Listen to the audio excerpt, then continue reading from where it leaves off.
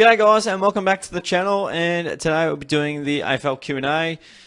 This week definitely got away from me, so doing the Q&A now for you guys. So thanks for your questions and let's get stuck into them. Luke has got favourite game of this round. The round just gone. I really like the Melbourne and Sydney game. It's funny because I don't like Sydney at all, but equally I think like a lot of non-Melbourne fans are sick of them winning all the time and not being challenged, and finally they have a few injuries here and there, and finally they're actually playing some decent teams. They had a pretty lukewarm draw in the first 10 or so weeks, but yeah, good to see that they are human and not robots, which yeah, I'm definitely myself thinking they would lose a few games along the way throughout the year, so thankfully that's the case.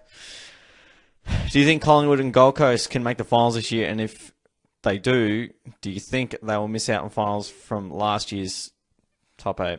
Hang on, I've got to rejig this one. Can they make finals this year?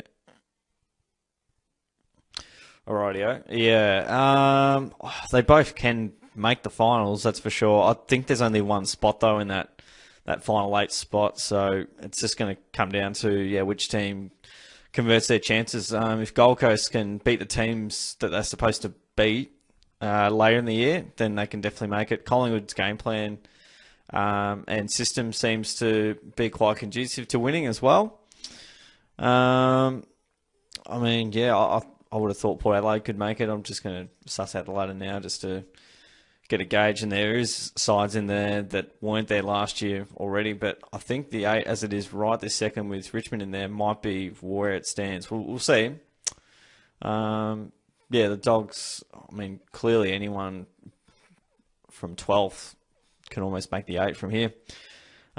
It's still mathematically possible for most teams to make it outside of Essendon, North, West Coast, probably GWS. Anyway, moving along. Favourite players from Sydney Swans and Carlton Blues from Shannon. From Sydney, I don't really like Sydney at all, but quite a fan of Gordon. He's quite a speedy type. He's tough. He's a really good kick, and yeah, he's been quite impressive to sort of watch on. Not that I'm much of a fan of Sydney at all, so yeah, he'd be right there. From Carlton, geez, that's a great question.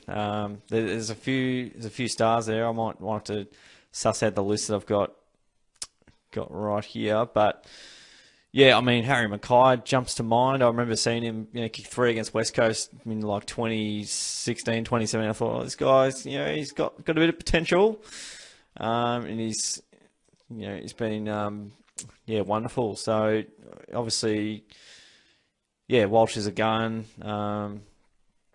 Sard's very quick. Yeah, I probably Harry Mackay, something like that, I reckon. Jumps to mind. Keenan, is Geelong a genuine chance at the flag? Oh, I swear, every time Geelong wins, it's like, can they win it? Can they do it? Are you saying there's a chance? I don't have enough information to be able to say either yes or no. Yeah, I'd need to see. We're definitely playing a different type of style. We're definitely defending better when it does go inside our 50. I just don't know about those lapses though, so I still think we're below the best teams. Yeah, it's a really tough one.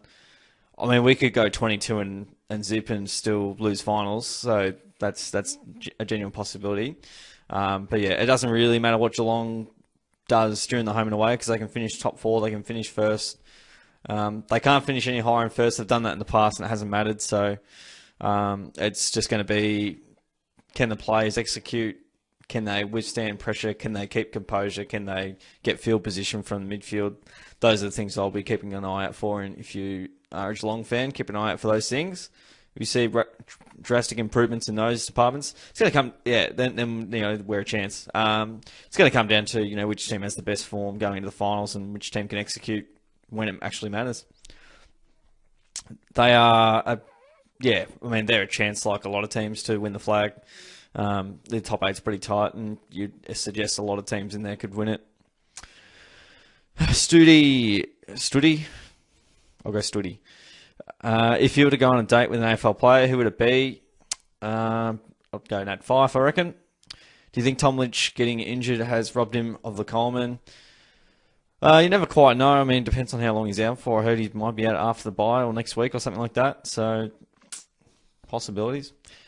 Do you think that descent rule is a joke? It seems like they've tidied that up a fair bit. So, yeah, I reckon, yeah, it's clearly gone a bit over the top. So, yeah, some interesting questions there. But yeah, hopefully they've corrected it accordingly. That'd be nice because arms out's not 50. Players allowed to have emotions. It's been talked about at length. All right, George. Who's your flag favourite based off of the 12 rounds? Cheers, George. I still think Melbourne, yeah, clearly the best team in it.